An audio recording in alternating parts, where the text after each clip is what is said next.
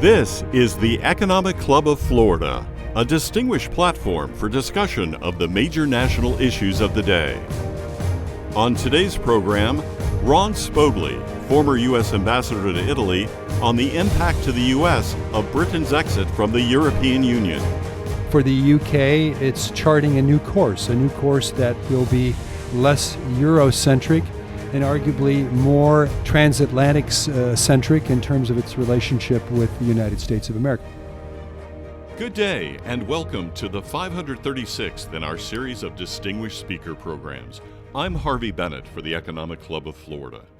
We're pleased to have with us today Ambassador Ron Spogli, former United States Ambassador to the Italian Republic and to the Republic of San Marino.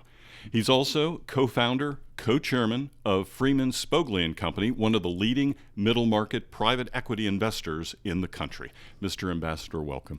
Thank you for having me.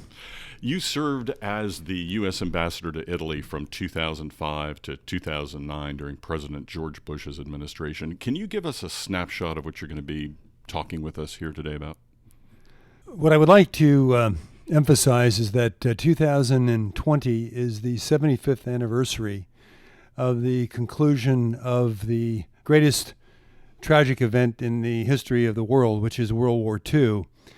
And it also is the year in which Britain will formally exit the European Union. So my speech is going to focus effectively on the fact that we are at a very interesting point in history with, for the first time, the EU being deprived of its second most significant member after Germany economically, and the impact that this will have both on the EU as well as on the UK and ultimately on the relationship with the United States of America.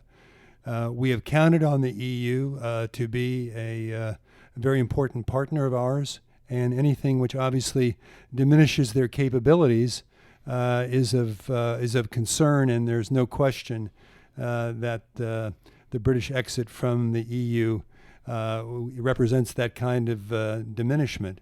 It's interesting that for such a long time, the EU enjoyed, obviously, Britain's presence since 1973, when they were formally admitted to the predecessor organization, which was the European Economic Community. They voted 2 years later in 1975 to determine whether they were going to stay in or not. And they overwhelmingly voted 2-1 to remain. And yet 41 years later in 2016, they decided that they no longer wanted to be a member of the EU by a 52-48% referendum. And now, 4.5 years later, we're on the brink of the implementation of that particular decision. And I know you're going to address in your speech what actually soured that relationship, but you mentioned that the Brexit, the United Kingdom's decision to leave the European Union, is something that should matter to the United States. Are we expecting an economic disruption per se? Well, certainly you have a short-term and a long-term impact. The short-term impact, I think, is going to be disruptive, certainly to the UK, to a lesser extent to the EU, because these kinds of disaggregations are unprecedented, number one, and number two, it's going down to the wire in terms of the actual mechanisms that are going to be employed to effectuate the divorce. And so to think that it's going to be smooth is just not particularly likely, certainly in the short term. Longer term, the question, I think, is what will be the impact on the EU and what will be the impact on the United Kingdom. I think in terms of the former, to lose its second most important member is going to be a very difficult blow for them. And for the UK, it's charting a new course that will be less Eurocentric and arguably more transatlantic centric in terms of its relationship with the United States of America. So I foresee much closer ties to the U.S. economically as a result of this, perhaps a free trade agreement that will be quite favorable to both countries, therefore enhancing the possibility of greater trade between the United States and the UK and greater closeness on the part of those two countries. That's very interesting. Now, you bring a unique economic perspective to the conversation. 20 years prior to your ambassadorship, you were a private equity investment firm, and you are involved in business and investment around the world. You've really seen both sides of trade and economic policies and their impact on private and public enterprise, haven't you? I have had that good fortune. I have had the good fortune of being a businessman, and yet I've been in the public sector as ambassador in a country that has a very close relationship to the United States, Italy. And interestingly, where despite the close relationship from a people-to-people perspective, and although we do a reasonable amount of trade, we do not do an amount of trade with Italy, which is commensurate with the overall nature of our relationship and much lower than what it would be with other countries. So I've seen where you can have a good political relationship, good cultural relationship, but where the economic side of it really falls behind. And that was one of the challenges that I tried to address while I was ambassador. Well, Ambassador Ron Spogli, we thank you. We certainly look forward to hearing your formal remarks and learning more about 75 years after victory in Europe, the EU, Brexit, and the United States. Thank you. Now, here's John Bradley, President-elect of the Economic Club of Florida and Senior Investment Advisor for the Florida State Board of Administration, with our formal introduction. Good afternoon. I'm John Bradley. It's my pleasure to serve as your club's Vice President. And it's also my pleasure to introduce our speaker today, Ambassador Ronald P. Spogli. Ambassador Spogli is the former United States Ambassador to the Italian Republic and to the Republic of San Marino. He was confirmed by the U.S. Senate on June 30, 2005, and served until February 6, 2009. In 2008, he received the Sue M. Cobb Award for exemplary diplomatic service, the only honor given by the State Department to a political appointee ambassador. Ambassador Spogli has served on the board of directors of over 20 companies and organizations, including the Investment Committee at California Institute of Technology, the J. William Fulbright Foreign Scholarship Board.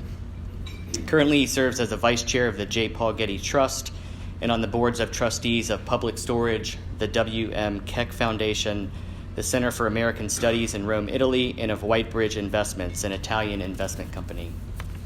Ambassador Spogli is a champion of international studies and a dedicated supporter of his alma mater, Stanford University, where he has endowed 2 university positions, the Jesue and Helen Spogli Professorship in Italian Studies and the Spogli Family Overseas Director position at the Florence, Italy campus. Together with his business partner and friend for over 35 years, Bradford M. Freeman, he endowed the Freeman Spogli Institute for International Studies, a university-wide research and education institution at Stanford devoted to understanding the problems, policies, and processes that cross international borders and affect lives around the world. A California native, Ambassador Spogli received his undergraduate degree in history from Stanford University and an MBA degree at Harvard Business School. Let us please welcome Ambassador Ron Spogli.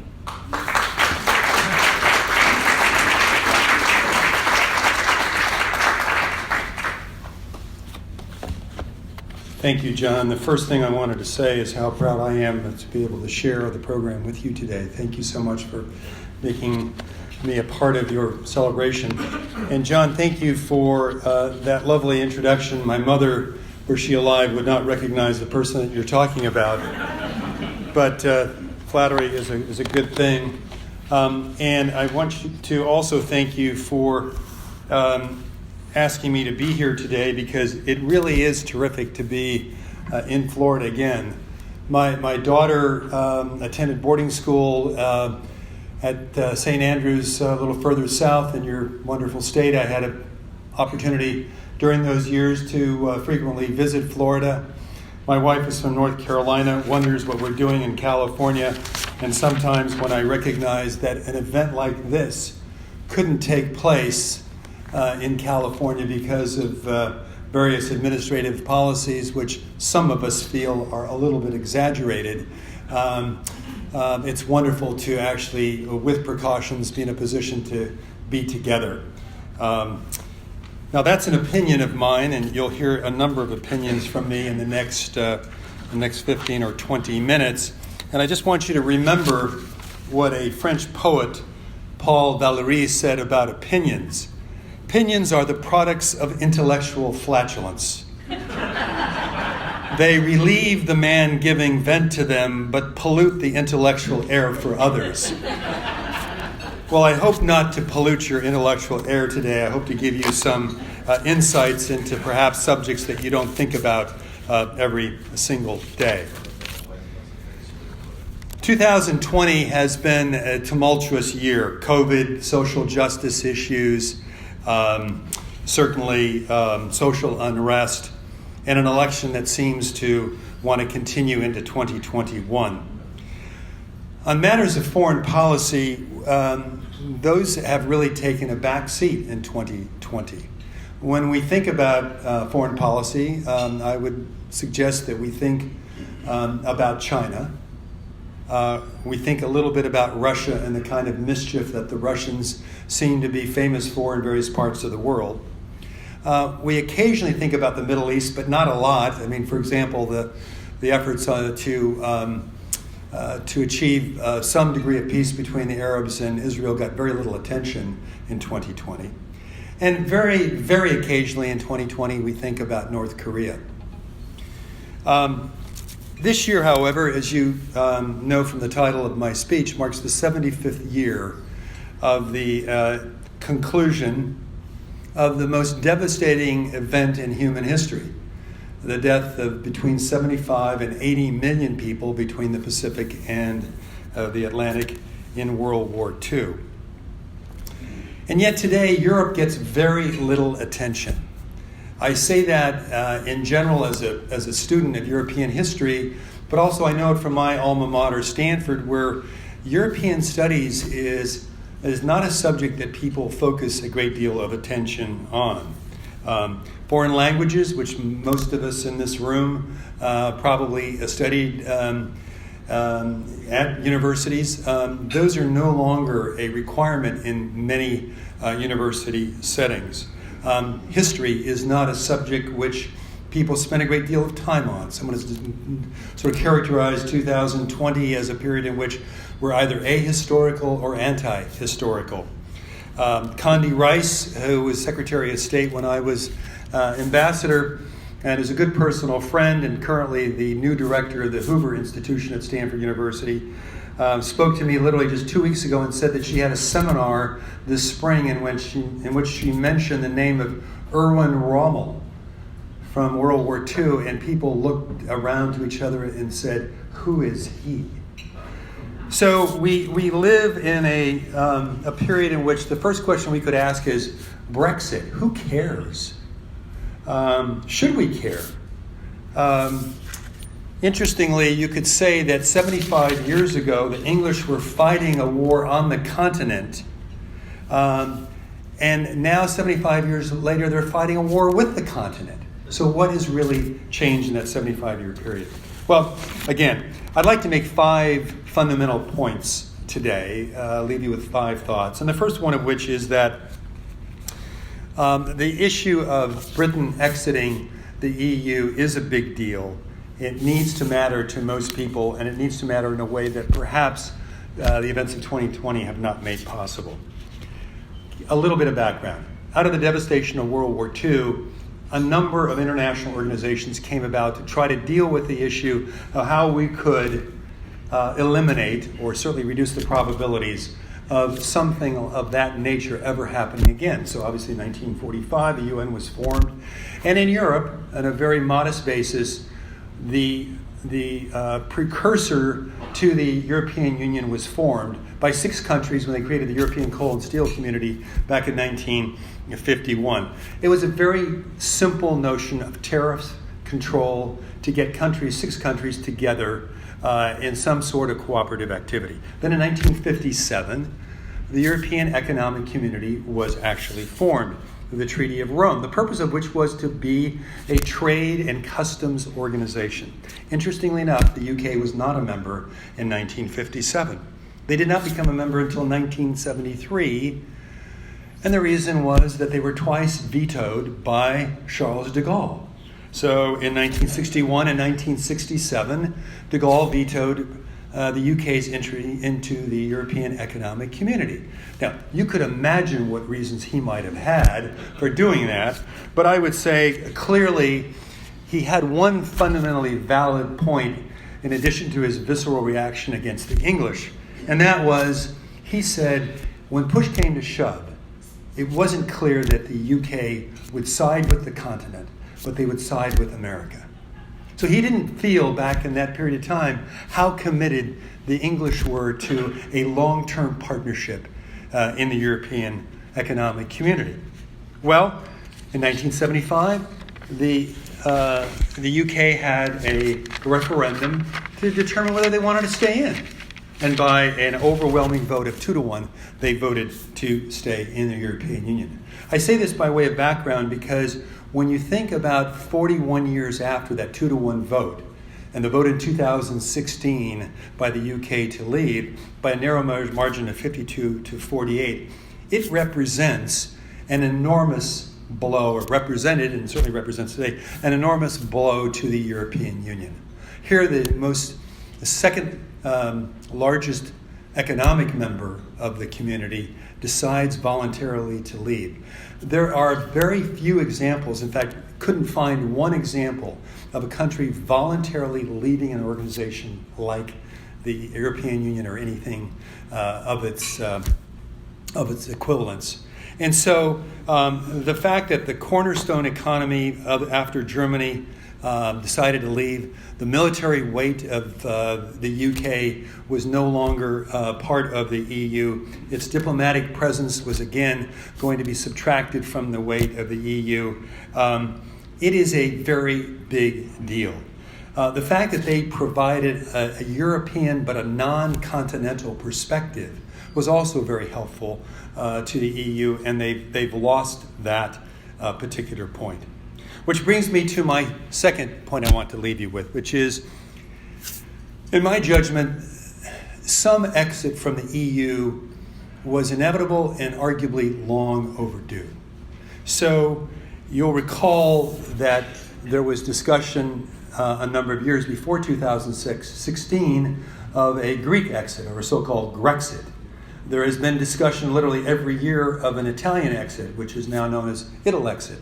And so seeds have been planted for a long time regarding member disaffection. So I mentioned the 1951 and 1957 agreements creating the European Economic Community, but in 1992, a new level in the EEC was created with the Treaty of Maastricht, which you have all certainly heard about. And the reason that's important to focus on is because for the first time, the EEC became known a year later as the European Union, but it began to have a political focus because many were convinced that the future of Europe was not just in an economic union, but in a political union.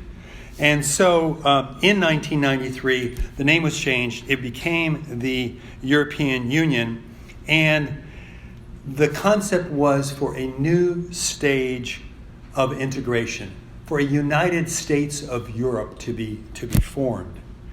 And there was the notion in that treaty of a European citizenship, of a single currency, and of the fact that there would not be borders between countries. And indeed, in 1995, you will recall Schengen, the Schengen Agreement, which essentially was the agreement which allowed us, until we couldn't travel, to go from one country in Europe to the other without needing to observe formally borders. Interestingly, the UK did not participate in that agreement. Similarly, in 1999, the euro came into existence. Interestingly and importantly, the UK did not participate in that and kept the pound sterling. And then things really start to accelerate.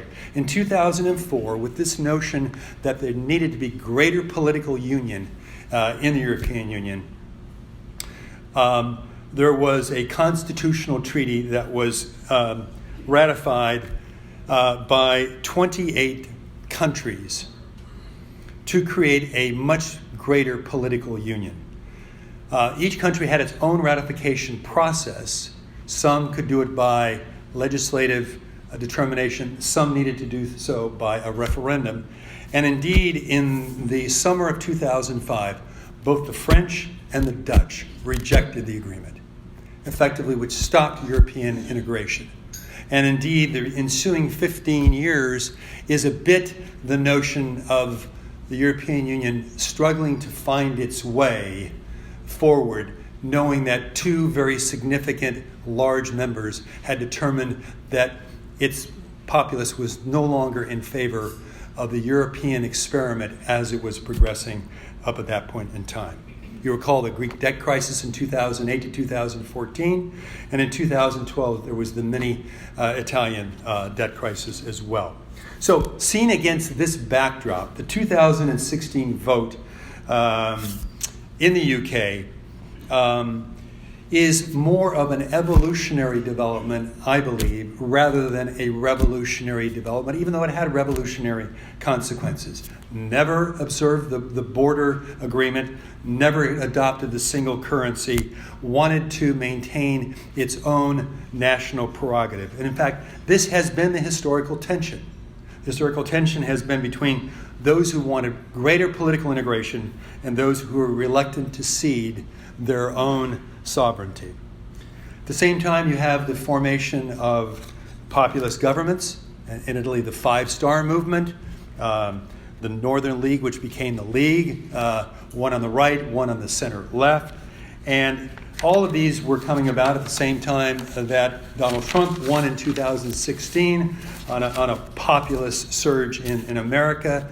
Because again, the problems in Europe, which have been chronic, of high unemployment, high youth unemployment, relatively slow economic growth, and immigration issues which have been persistent, have not been addressed in a way that most countries felt needed to be addressed.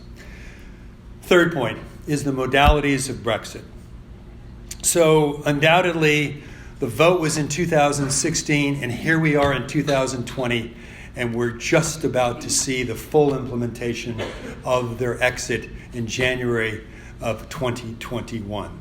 There's been a lot of hoopla, there's been a lot of hand-wringing, there's been a lot of media frenzy, there's discussion every day. I've read hundreds of articles in the British press talking about the nuances of their agreement to leave and not to leave. Remember, part of the problem is that although there are literally thousands of pages devoted to someone getting into the EU, until 2007, there was not even mention of a way to get out of the European Union. And indeed, that is the difficulty that has been part of the problem since 2016. Two governments fell as a result of that, David Cameron and Theresa May. Boris Johnson comes in again on a populist upsurge in 2019, gets an agreement to leave outlined with the EU, voted upon by Parliament at the beginning of this year,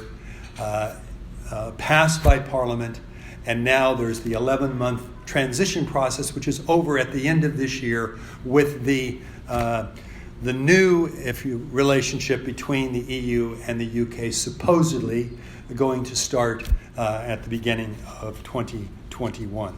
Now, as I said, there's been a lot of drama associated with this, and if you want to get involved in a great soap, then you start to read the British press, and you'll see all of what's going on here. And it's not just inconsequential issues that are being discussed. There are some very significant issues that needed to be worked out. In addition to the trade issues, in addition to the no hard border between the Republic of Ireland and Northern Ireland, there are data. The Europeans are very big on data and personal information control, data law enforcement, judicial, intellectual property, capital flows, and how these arrangements are going to actually take place.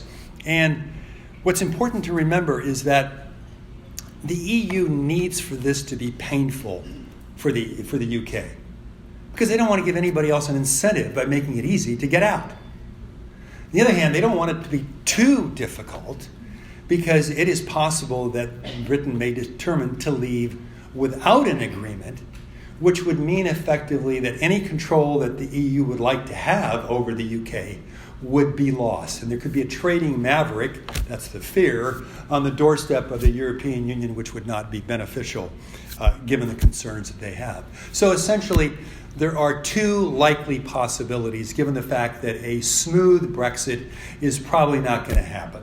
One is the so-called skinny Brexit, where some agreement is reached, tariff and trade issues are addressed, but essentially it is done in a pretty rudimentary way.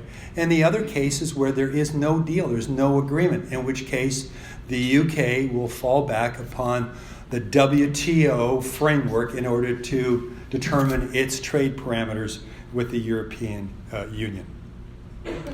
The fourth point, and that is, what is the impact economically and otherwise on the UK and on the EU of all of this? Well, let's talk about short term and long term. In the short term, there's going to be disruption. There cannot be anything, I think, but some degree of disruption. How significant that will be, how complicated it will be to pass goods from the continent to the UK, I think remains to be seen. But I would expect there would be some trade disruption for certain, and some other disruptions in many other areas. It's just not possible that it will not happen, I think. More significant, certainly, to the UK than it would be for the continent. Longer term economically, I think that we're a bit in a no man's land to understand what the real impact will be on the UK here. There are some who have forecasted, a pretty significant reduction in economic activity in the UK as a result of Brexit. A lot of it depends upon whether there is a skinny Brexit or no deal Brexit. Some studies have suggested that over a 15-year period of time, there will be a 5% degradation if there's a skinny Brexit, and an 8% degradation if there is no deal.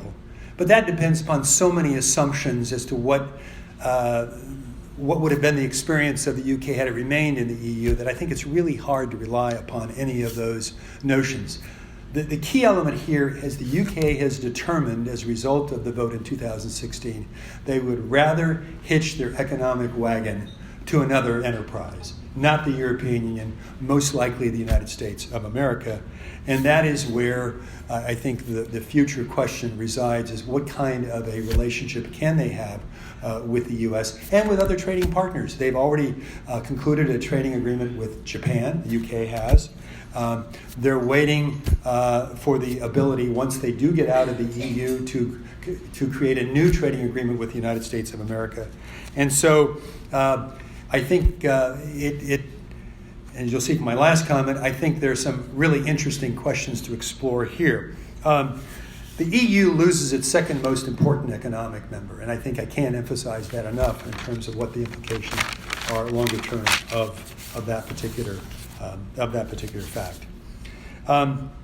So my last point is whether the European Union, because in all of this, an assessment as to whether this can be viewed in hindsight as a smart move or a not smart move by the UK, is what is Europe going to be doing in this period going forward? What has it been doing, and what are its prospects going forward?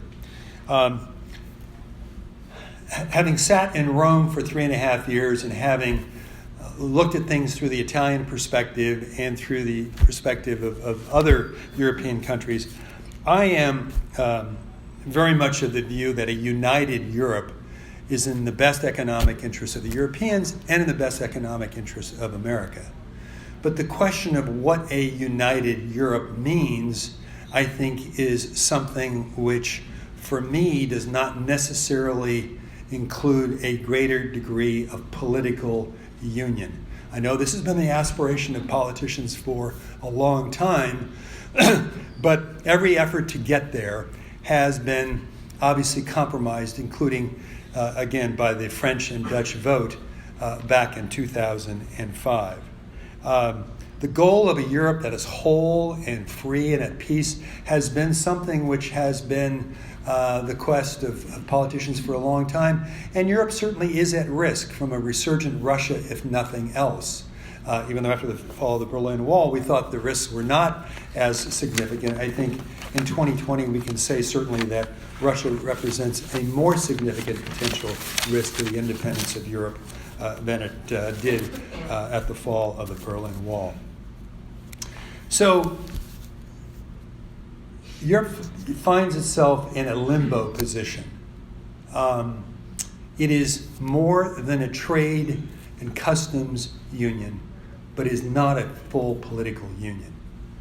And with respect to its, and there isn't a lot of enthusiasm for it going forward to be able to make that final leap to get to a more politically integrated position. That would require a fiscal union, taxing schemes that would be essentially equivalent over all Europeans, and as we well know, the Italians are not very good at paying their taxes in general.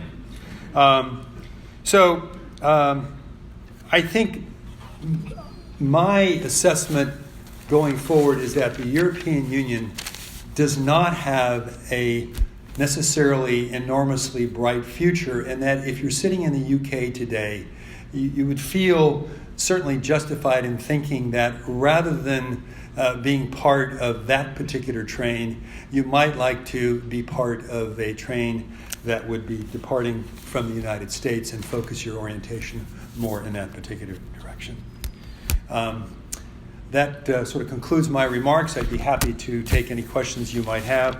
And remember what I said about opinions. I hope I've given you some thoughts here without polluting the air too much. Thank you.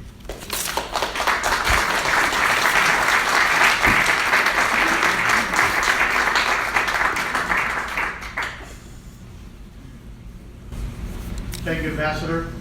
I talked with a woman just before the vote for Brexit in 2016, and she was from London. It happened to actually be in Germany when I talked with her. But she really understood that the people would vote for the move out. That she herself, 30 years old at the time, she's now 34, thought that it was better to stay in the Union. But the main concern she raised was about identity. That people were concerned that they're losing their identity as Londoners or those in England. So the question is, how can you maybe propose a solution that allows them to kind of keep a sense of regional identity, yet part of a larger economic and political framework? That's a great question. I think that this is what the EU has struggled with for a long time, in the sense that there was an economic rationale for what they did, and then that changed when people felt as if there was the potential to go beyond the issues of identity, of narrowness, of tribalism, if you will, and feel part of something larger. And indeed, part of the notion of becoming European was the idea there would be European citizenship. But again, the French and the Dutch affirmatively decided against that particular approach, even though they can identify more loosely with being European. So I think the fundamental question has to be, how far are countries really prepared to go in terms of ceding their autonomy? The UK, the EU hasn't helped itself from the standpoint that it's given lots of people reasons to find, if you will, petty grievances to say, we don't want to be part of that because they're too bureaucratic. And indeed, they have become enormously bureaucratic as well. So people feel as if there is that loss of identity as well. So the answer is, I don't have the answer. That is the issue that has fundamentally caused the EU to be stuck in this limbo kind of position, more than a trade and tariff organization, but less than a fully integrated world. And I don't know how much enthusiasm there is for that loss of identity. Thank you very much. We'd love you to come back with the solution. Mr. Ambassador, thank you for being here. So I have two questions I'd like to ask. Since you're a student of history and you were ambassador for 4 years in Italy, I wonder if you could help explain to us why the Italian government changes as often as the seasons do here in the United States. And then number two, is there an inherent issue with the European Union, because even though they are part of Western thought and philosophy and history over time, why do they not recognize Russia and China as being not only economic foes that they seem to want to do business with, but don't understand the strategic imperative of them trying to dominate the world? Two great questions. Thank you. Wow. So when I was the ambassador, Silvio Berlusconi was the prime minister. He was, this was in August of 2005. In an election that was the regularly scheduled election in the spring of 2006, he narrowly lost to a coalition of 11 parties. Now, part of the answer to your question is the fact that there are so many political parties. If America were like Italy, we would have every wing of whatever party that you want to belong to have 3 or 4 different factions, and we'd have this alphabet soup of different groupings. So part of the reason for the political instability is that the Italians are unwilling or unable to come to a situation in which they have a more unified two-party kind of system. They tried that. They tried that between the Democratic Party. They created a Democratic Party, which was a coalition of center-left parties in Italy, and they brought together the center-right parties, and they created a 3-party system, and that didn't even work because the entities that were within both parties who felt strongly about certain issues said, I can't live in this house. And so maybe it's the fact that Italians have 84 different kinds of pasta, and they're unwilling to live with one pasta. But for whatever reason, they like the choice that comes from the idea of having a number of political groupings, and these change all the time. And it's partly that reason. It's partly some of the mechanisms in the Constitution that they created in 1948. That Constitution had some elements that would lead to instability in their system. So that's point number 1. Point number 2. Boy, you're going to have me pollute the intellectual air again here because I'm going to give you a strong opinion about something. Germany, just to pick a country, and I don't mean to pick on Germany, but I'll pick on them, is the powerhouse, obviously, economically in Europe. And Germany has had this very complicated relationship with Russia. World War II, it had a complicated relationship. They were partners, then they were enemies. And in the post-war period, there has been an effort on the part of the Germans to recognize the trading capabilities that they would have with Russia and other economic interests. And they have created a very, I'll be kind and say complicated relationship with Russia. Soviet Union first and now Russia. So, for example, you remember Schroeder, who was chancellor. When he left, he became the head of Gazprom. He became the chairman of Gazprom.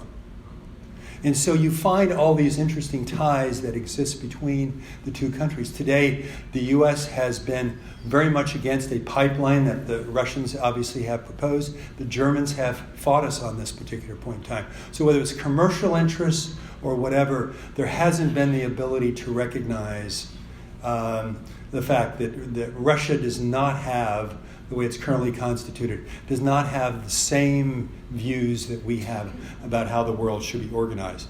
In a similar way, China, because you mentioned China as well, just going to give you one quick second on China, and that is, I think for similar reasons, and again, I'm not making a political statement as much as I'm just sort of talking fact. Many of my European friends say, we like what Donald Trump did with respect to taking on China, but he should have done it more cooperatively.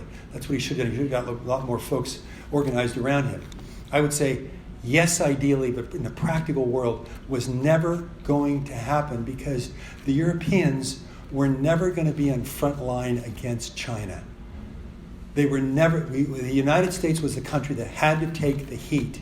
and they were going to be right behind us, happy to be the beneficiaries of whatever advance we could get, but they did not want to be front line because they didn't feel as if they could then go to the Chinese and withstand whatever Chinese criticism would have been of their position.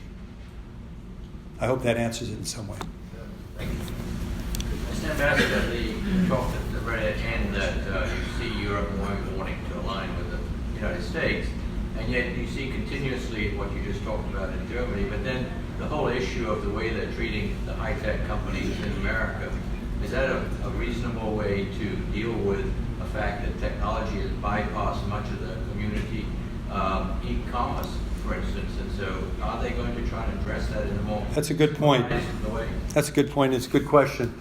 So one of the reasons I'm pessimistic about the future of the EU is that if we're pro-innovation and pro-economic development, I could argue that although the EU is not anti-innovation, they're about managed economic growth, that they manage.